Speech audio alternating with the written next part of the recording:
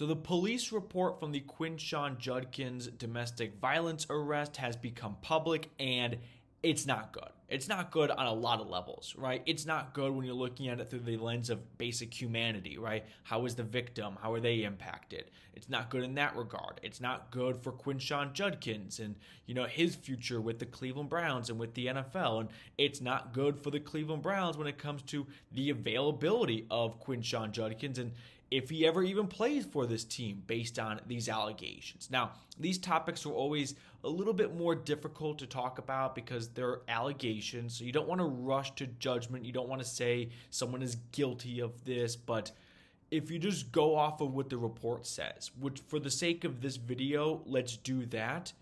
It's not good.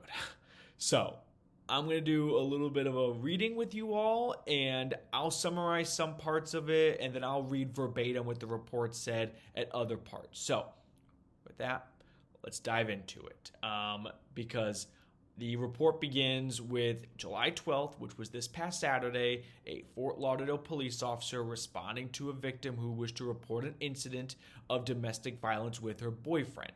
So here's her story, and I'll put some of this on screen for you guys as well. Her story as it was logged and detailed by Fort Lauderdale police. So it all started at the Fort Lauderdale International Airport with the defendant on Monday, July 7th, arriving late in the evening with the victim. The victim said that after they got off the plane, she had to use the bathroom, and then when she emerged from the restroom, they went to baggage claim, okay? This is where things get weird, I guess, to say the least. The victim said at baggage claim that the defendant, Judkins, said, quote, "Oh, wow, I can't believe you, and I'm so done with you." So pause, interject. I mean, just going off this report, clearly some information got to Judkins regarding his girlfriend, his partner. I'm not really sure the definition of their relationship right now. That was not known to them either on the flight, before the flight, or when they got off the plane. So something got to Judkins that clearly set him off. The victim stated that she was like, "I don't understand why you're behaving this way." Then they got into a Lamborghini SUV rental car. Poor economical decision by Judkins to rent a Lamborghini SUV when you haven't even signed your NFL contract yet. And you may not even really get a dime from the NFL based on the rest of this report. Moving along here. Okay. They get in the car, and Judkins began showing frustration after he read text messages from family members. So I think that Judkins got some type of text from family or friend about the defendant, about the victim. When they got off the plane, who knows what it was about? You can make inferences, you can make guesses, maybe an affair. I don't know. I have no clue. All right. Moving along. The victim started to explain to the defendant, Judkins, that these messages were not true. And that is when this altercation ramped up to another notch. Victim stated that the defendant then punched her in the mouth/chin area with a closed fist. There was visible bruising on her chin area. The victim showed the cop, keep in mind, this punch happened on July 7th. She didn't call the police until 5 days later on July 12th.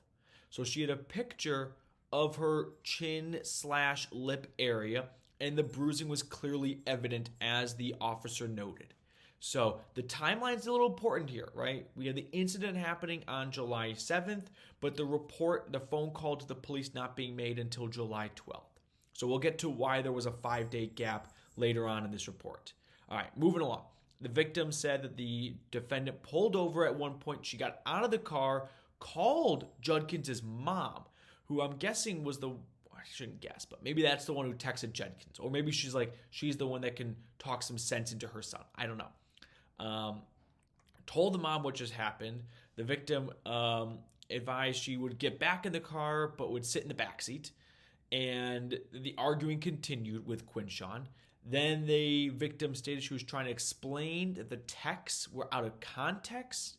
So clearly, like, that's one of the big talking points in this thing is some texts were made, and not here to excuse the actions from the text, but I'm curious what the texts were to provoke such a strong response.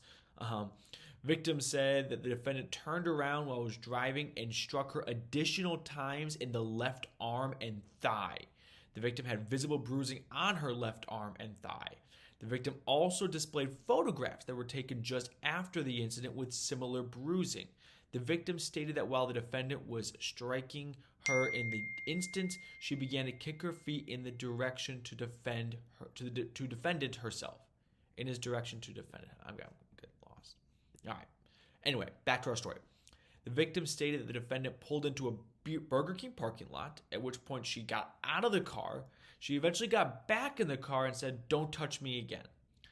Then we get to the question that you're all probably asking. If this happened on July 7th, which was a Monday, why did she wait till Saturday to call the police? Okay. She was asked why, and she said she felt bad due to the recent success of his career, and she didn't want to contact the police after, some self-reflection, I suppose, which I think that's an understandable reason, right? You're with your boyfriend, he just got drafted into the NFL, and a call to the police could jeopardize his NFL career. You want to protect him. I can understand that thinking, all right? Then she spoke with family and friends and came to the realization, no, you shouldn't be able to hit people and get away with it just because you play in the NFL. So also a very understandable conclusion. I understand both the initial reasoning of I don't want to call the police, I don't want to ruin this for him, and yeah, you know what? Maybe I will ruin it for him because actions have consequences and you can't get away with it just because you play or were going to play in the NFL, which we'll talk about next if that ever happens.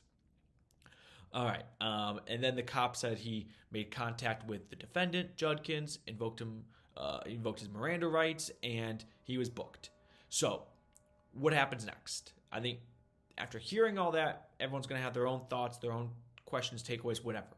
But one probably common theme that everyone is going to have watching this video is, so is he ever going to play for the Browns? He has not signed his rookie contract yet. I'm sure he'd love to sign that right now. I bet the Browns have taken that off the table until they get more information about this. Here's my prediction. Judkins is not going to, I can't even say get released by the Browns because he hasn't signed a contract. I think Judkins is going to sign this contract. It will have no guaranteed or very little guaranteed money in it, and he will get suspended by the NFL for 4 to 6 games. That's my prediction right there. Is that there will be some internal review, and kind of like Mike Hall last year, where the Browns will suspend him and then the NFL will come in and say, okay, well, he's already served 4 games of a Browns suspension while they're doing an investigation. We're going to do a 6-game suspension, which is just 2 more games on top of the 4 he's already missed. That's my guess, is we won't see Judkins for the first month and a half of the season, and it'll be a lot of Jerome Ford and some Dylan Sampson. And it's not going to be very good. And I like Dylan Sampson. Went to my college.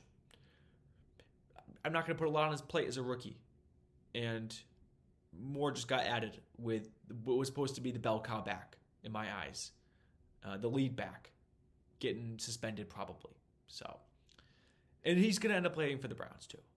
I don't think his football career is over unless there's more damning details that come out. But knowing the Browns, the way they operated with Mike Hall last year, they didn't cut him. Like, they didn't move on from him. So I don't see why it'd be any different this year. Unless they really are like, we're fed up with the rookies acting this way. We're going to send a message, not to this rookie class, but to future rookie classes. That if you're on the Cleveland Browns, we don't tolerate this. But that has not been the message so far, so I don't expect it to change.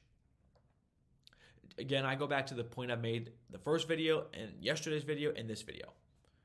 At some point, there has to be responsibility placed on the leadership and the veterans of this team for creating a culture where rookies feel like, hey, you can get away with murder here, right? There isn't this sense of, when you're on the Cleveland Browns, this is the way you act. This is the way you behave. No, don't get that sense. And you could say that I'm being dramatic, but how many rookies have to get in trouble before it starts to make some sense? Shedeur Sanders getting pulled over multiple times. Judkins, Mike Hall, Perry-On Winfrey. The list goes on and on. Disappointing. From a top, and I'm not trying to give the coaching staff a pass either. Top to bottom. There's a major leadership crisis on this team. And it may not be evident when it's July, but I think those things build up. And it's what's holding this team back from being more successful. The lack of leadership.